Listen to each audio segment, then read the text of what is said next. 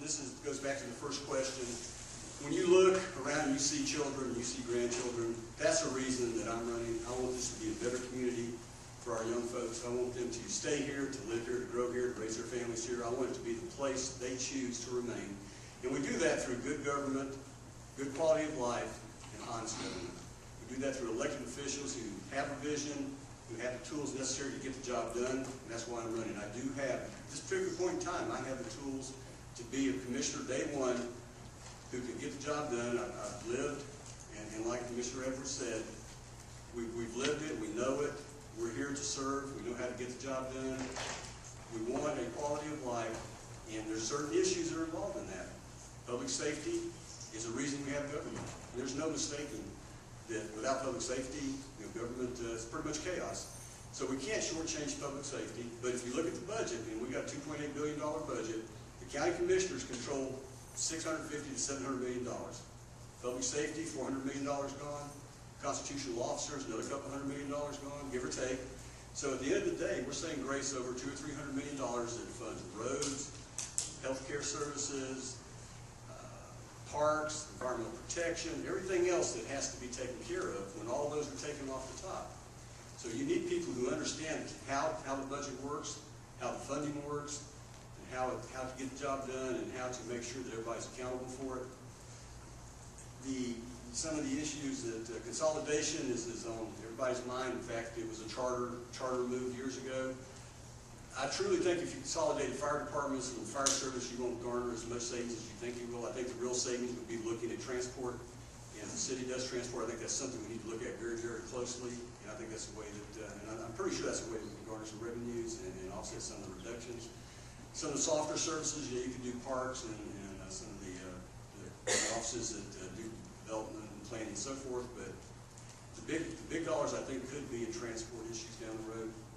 Homeless, when I rode with the Sheriff's Department 2 or 3 months ago, it's amazing the homelessness that's happening out on East 50. I know there's some consternation about a one-stop center. Something needs to be done down in Conway around Michigan Avenue and so forth. Homeless are popping up down there too. So against the public safety issue, gangs, there's no way to tell what to do with gangs. It's a horrendous problem. I would not vote for Amendment 4. But what I want to wrap up saying is that I'm committed to Orange County. I've lived here some 40-odd years. The geography is an issue. I've lived east of both Conway Road and Goldenrod Road, so I have lived in East Orange County. I know some of the issues there.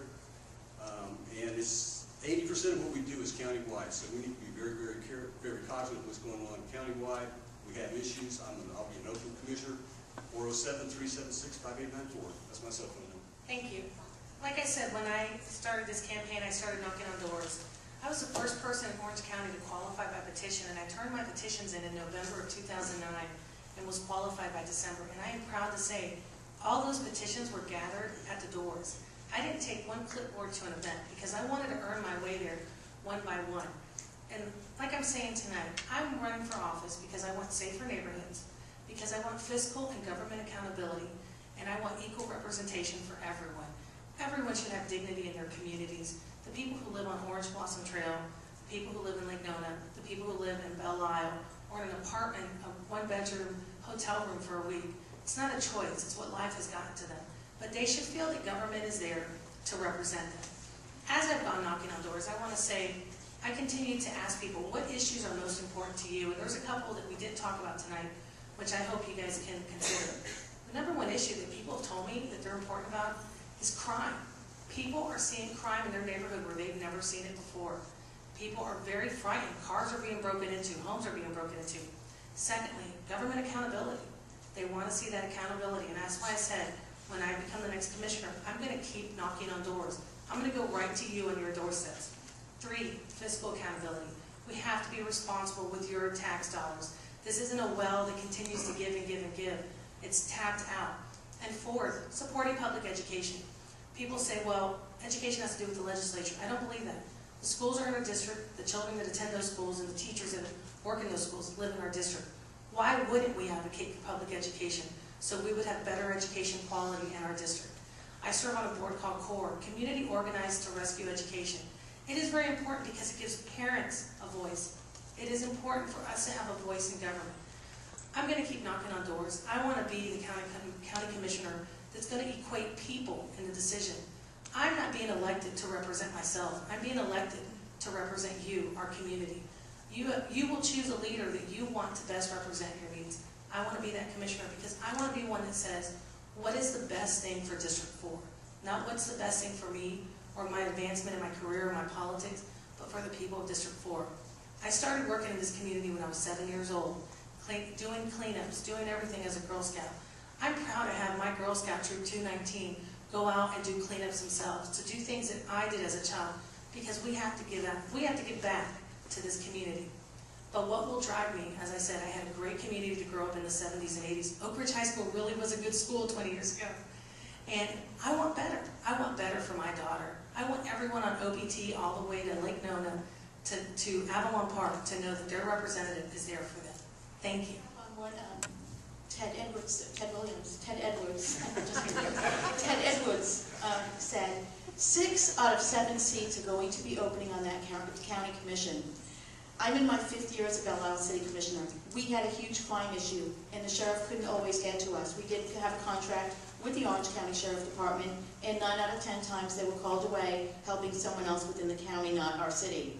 We started our own police department.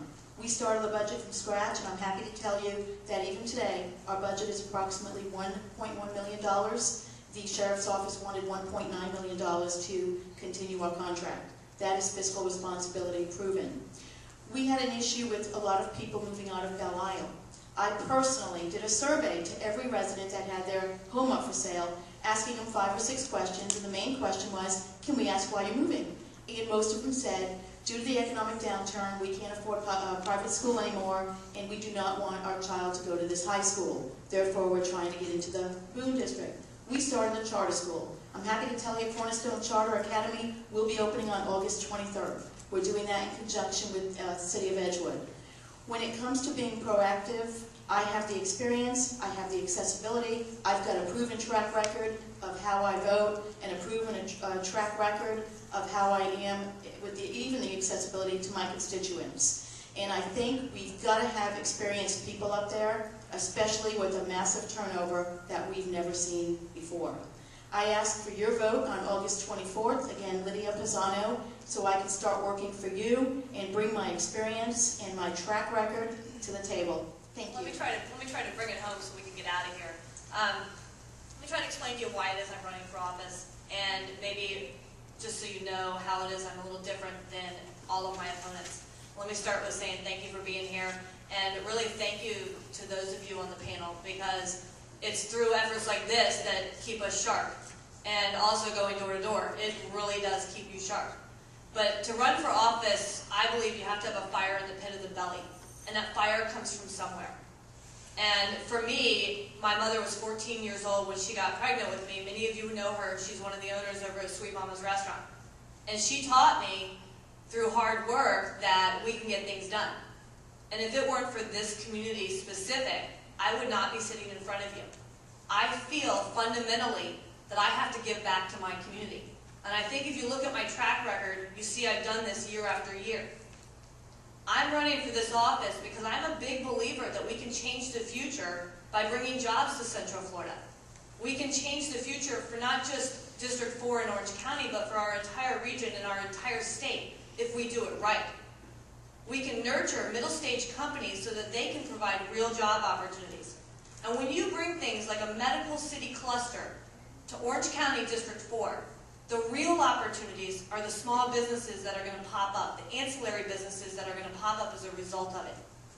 I'm very focused on economic development. I'm very focused on creating jobs. I've got a lot of other things I'm interested in because I was born and bred here. I think we've all said a lot of the same things. I would encourage you to go to our website, see who puts issues out there and has conversations with folks. Send me an email. Tell me you want me to respond to it. Tell me that you're willing to let me post it online, and I'll put it out there for everybody to see so they can judge. How am I different? I'll tell you straight up, I'm a small business owner. My husband and I both are. My mom's a small business owner. I come from an entire family of folks that are entrepreneurs. We're independent thinkers. We don't always say the right thing. I'm very good at bringing people together for a cause. For me, the cause is how do we change our future? Different from everybody else on this panel is I'm the only one here that hasn't been in government. I haven't spent a career in government. I haven't spent time in public office. And I certainly have not spent part of my career in government. So you have to decide, what type of person do you want representing us in the next 4 years when we go out there and try to create jobs and improve our economy? For me, it's a small business person, because the worst thing is when the paper is too close to your face and you can't really see what the words are on the page. We have to go out there, we have to make tough decisions. I'm going to focus on increasing efficiency in our local government, make sure that we reduce costs to taxpayers while making sure that we're delivering the services that they expect. And I'm going to go out there and tackle whatever I have to do to bring jobs here. So vote for me, Jennifer Thompson, on August 24th. Thank you so much for your time today.